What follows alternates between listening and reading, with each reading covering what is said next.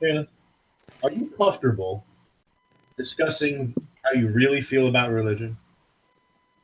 Sure. Because the only reason why I ask for your permission is, well, A, because it's wild, and B, because we kind of had some talks over the past couple of weeks where I was kind of floored at the position that you take. Yeah. I find interesting that after all this talking about Jordan Peterson, Shanna can speak after you gave her permission. Thank you for noticing. I know, right? Because I'm an ass. I live for these things. Oh my goodness. So what part? What part do you mean, Chris? Fabio. So I'll set you up. I'll throw you some questions. All right. What do you think about teaching the concept of heaven and hell to children? I think it's cruel. Why? Because, well, because it is.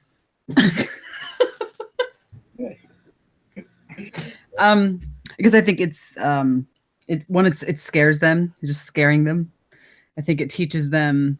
I think it sets the stage for a creator that you're not good enough for, and that it's going to punish you. It sets the stage for the abusive relationship that I think religion is.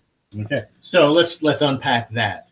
You think that religion makes sense best when it is viewed as an abusive relationship? Correct. Unpack that, please. So if we were to go to let's just look up signs of an emotionally abusive relationship. Okay. So like if I were a woman and I was confused. Do what? Are you looking that up right now? I am. If I were to look these things up, right? They'll give you like a list of what psychological abuse looks like. And a lot of times, well, here's a list right here. Like humiliating and embarrassing. I think that Christianity, we'll go with that one, does this.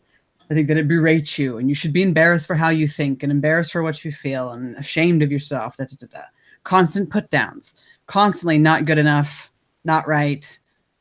You're nothing that you could ever do is possibly good enough. Shit like that. Hypercriticism. I think that's evident. Refusing to communicate. You get like no feedback. They literally, but that's not fair. I guess they think that they do, right? But I'm willing to bet that most Christians have had those moments of, why won't you just answer me? Why won't you just give me a clear sign? Why won't you just tell me what you want from me? You know, shit like that. Ignoring and excluding. Let's see. Unreasonable jealousy. It's a jealous God and a wrathful God. I see the flaws with that, but I don't care. I could argue for it. Saying I love you, but if you don't do X, then I will have to do Y. You know, these are all signs of abusive relationships, like withdrawing the affection, domination and control, isolating you from your friends and families. Everything's your fault. These are all signs of a psychologically or emotionally abusive relationship. And it makes sense. Religion makes sense under this framework. Like, oh, of course they think this, this, and this, because they're in an abusive fucking relationship. There. I said it.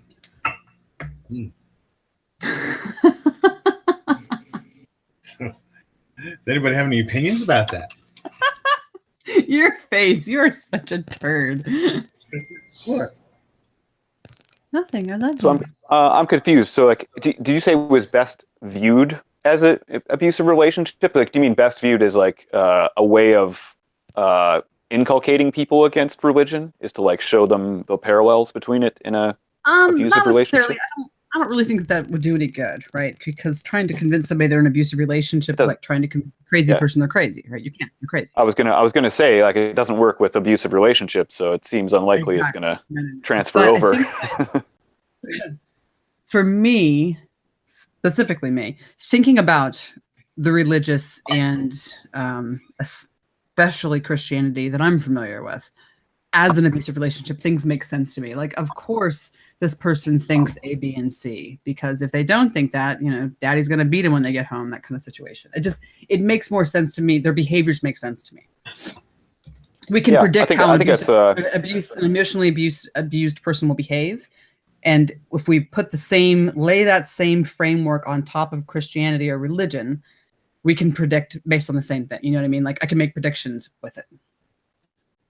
I think that's helpful to help extend empathy to religious people, right? Like to at least see the bind that they're in, right? Like that it's a little more difficult than just simply admitting they were wrong and changing their life around, right? Right. And there's a lot of like the thought policing that happens, and that's super hard to get out of that sticky web. And this is just, I mean, this all makes sense to me under the framework of an abusive relationship. Oh my God! I'm totally, speaking of abusive, almost forgot to mention that Raul. Does everybody remember Raul?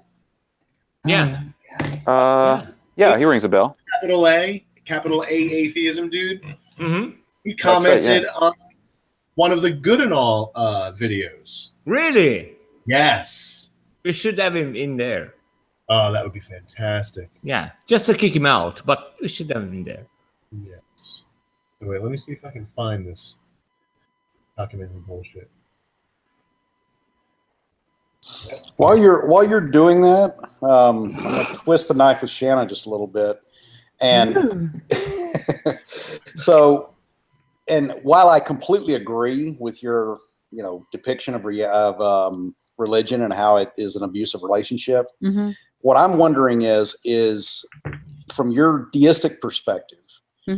Could you see that there could be negative spinoffs in the same way that there are consequences to child abandonment and neglect from a parental standpoint?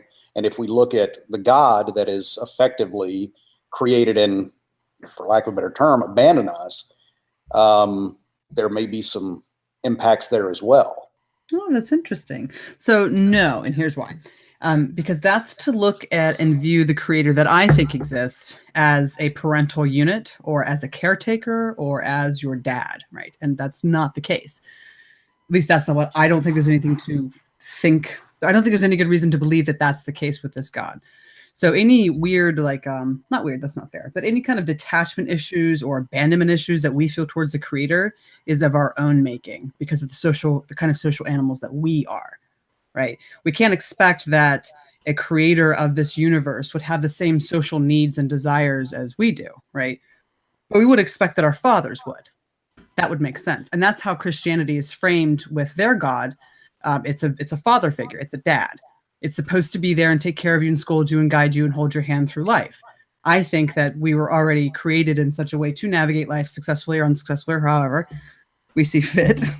And we don't need babysitting. Right. So the short version is no, I don't think it's a problem because I don't think that the creator has that responsibility. And that's a great answer. I got to tell you, because I was interested. I was very interested in how you were going to get around that, and you did very well because that makes perfect sense.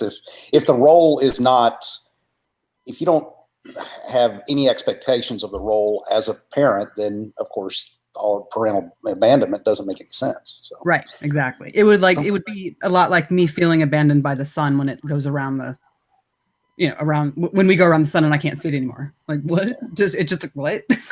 Or expecting a sunrise to admire you back.